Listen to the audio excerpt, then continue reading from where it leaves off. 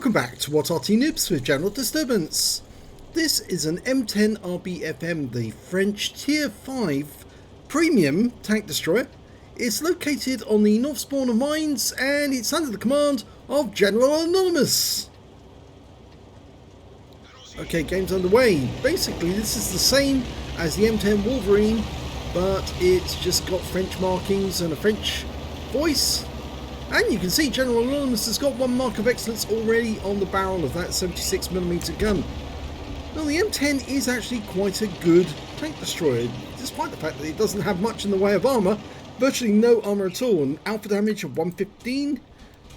He's getting spots on some of the enemy going down there. No, that was a little late.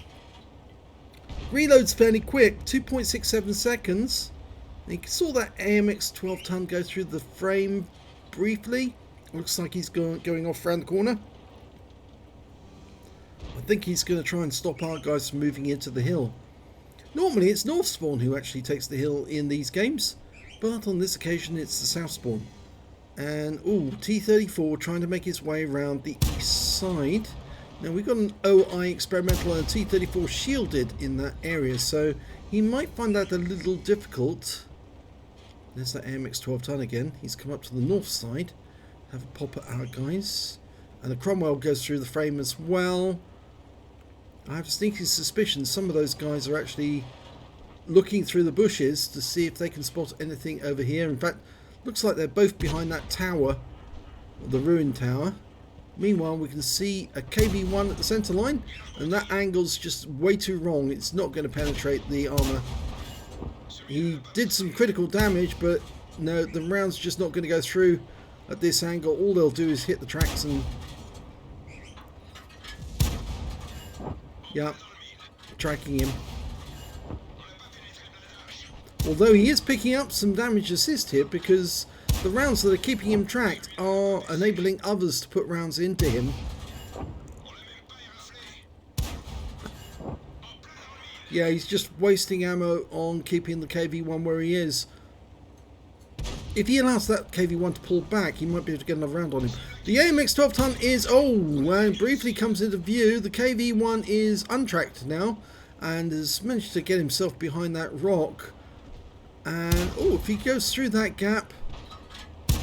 yes, that's better. If he is side on, that's perfect. The round should go through that thing, no problem.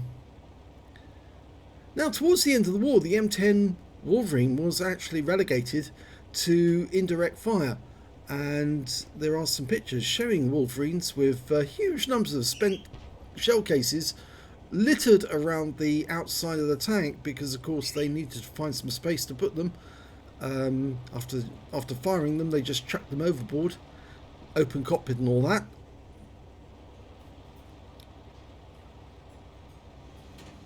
The gun really wasn't up to dealing with some of the heavier German tanks that it came across, so it was really better for the French to actually the French were using it as a proper tank destroyer, but the Americans were waiting for the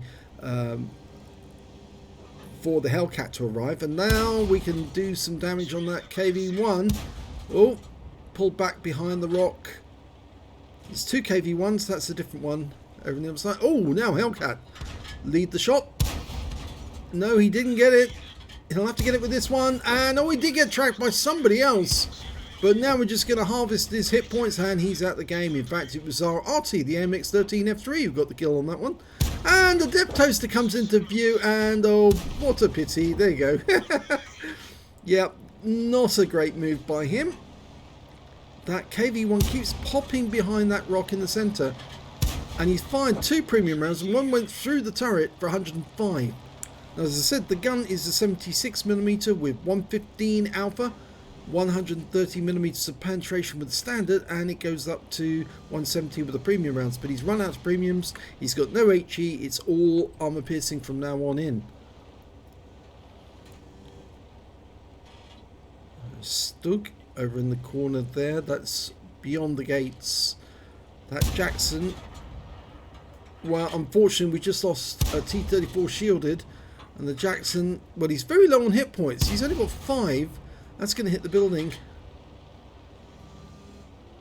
Stalk's well over the edge, right at the edge of the map. So, and we just spotted an Su-85 on the island. He's headed north as quickly as he can.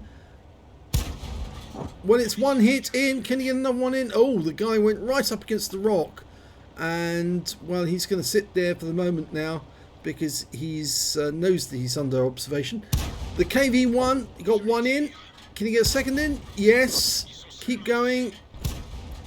Yep, nice. Give our guy in the Arty a chance to take a kill as well. And one more. And he gets the kill.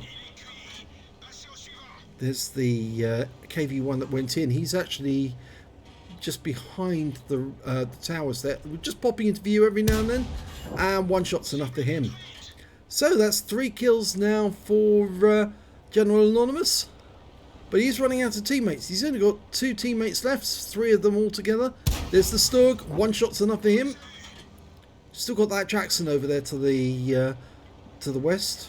Or to the east on the map, rather. To our left. And the Churchills managed to sneak up on us. Turning the turret around. It's a very slow turret rotation on the Wolverine. Mind you, that they were cranking it by hand on some of the early ones. And there's the Jackson making his announced presence. He knows where he is, and the T-34 shielded and the Su-85 all have a go at the same time. And that's the end of General Anonymous's game. Yes, he should have moved. To be honest, once the Churchill got really close, he should have changed positions because it was a bit obvious where he was. And now there's only 2 left. The AMX... Oh no, the AMX was killed. It's actually the Bishop in the Nigel spot over in the corner and the Skoda T25. I'm not sure they're going to be able to knock out 5 enemy tanks or 5 enemy vehicles. And the shielded T-34 shielded is going straight in to try and take that Skoda, who's actually quite a good player. And it looks like he's on reload. Or is he? No, he's not on reload, but he manages to kill the Skoda. And now it's just the Bishop. He's already taking fire. And he won't last very much longer. Yeah, he can't see the targets, the tanks who are actually firing at him. That was the problem towards the end. He was relying on the Skoda to spot for him, and he died. So it's a defeat in this one, I'm afraid. But let's have a look at the end of battle stats, and we'll see how well he got on. Well, it was an ace tanker for General Anonymous in the M10 RBFM. He managed to get a bruiser medal for getting at least 5 critical hits. He did get 10 in this one. And he got a fighter badge for getting at least 4 kills. He did get 4 exactly. A 5 for effect for doing more damage than hit points to his own vehicle. Out of the epic and battle heroes, he managed to get a high caliber for dealing the most damage in the game. And a patrol duty for being the only one spotting at least 6 enemy tanks and highlighting them whilst they were killed, which is surprising considering he was actually sitting above his own cap, but he was still spotting the enemy who was on the island and as they were approaching, and allowing his teammates then to get shots on those guys. So let's have a look at team score. He did get the highest damage on his team, but not the highest damage overall. The highest damage was the Jackson, who managed to get 2,875 hit points of damage, and he was one of the tanks that actually did get those final shots on General Anonymous, I'm afraid. Yes, and I'm afraid that General Anonymous only managed to get 1,793 hit points, second highest damage. And after that, it was the Skoda T25, who got 1,293. And then that T-34 shielded with 1,046. And those are the only players who managed to get over 1,000 hit points of damage. When it came to kills, it was the M36 Jackson and the T-34 shielded. They both got 5 kills apiece. So they killed 2/3 of General Anonymous's team between them. And the next high scorer was General Anonymous with 4 kills. And then there was 2 tanks with 2 kills apiece. In fact, both of them were Arty. And when it came to base XP, it was actually the M36 Jackson again with 1,167, 930 to the T-34 shielded, and then we've got General Anonymous with 751 base experience points, the highest on his team. He fired 41 rounds, got 28 direct hits and 18 penetrations. I think a lot of the problem was that when he was firing that KV-1, just kept resetting him and allowing his teammates to get damage on the guy. Those shells going in at that angle, they weren't going to get through the armor. It was just simply the wrong angle. and so in the end it was just, that's why the number of penetrations is not as high as the number of direct hits. 1,793 hit points of damage, of which 1,361 were at more than 300 meters. Yeah, from that position, he was shooting the island as well as the guys coming up from the east as well. So, yeah, he was doing a lot of long-range work. 5 hits received, 3 penetrations, 2 non-penetrations. That's a bit of a surprise, really, because this thing really doesn't have armor at all. And the 3 penetrations, yes, well, they just went straight through. Those are the 3 shots at the end that killed him. 110 hit points of damage blocked by armor. 4 enemy vehicles spotted, 7 enemy vehicles damaged and 4 killed, and 789 hit points of spotting assist, I think, in that one. He received 36,325 credits from a free-to-play account, got 4,350 from achievements, that's for getting an epic medal or battle hero medal in a losing or drawn game, so his total 40,675 credits, and after repair and ammunition resupply took away 10,617 credits. He received 751 base XP, got 422 from achievements, 469 for this being a premium vehicle, and took away 1,642 experience points altogether.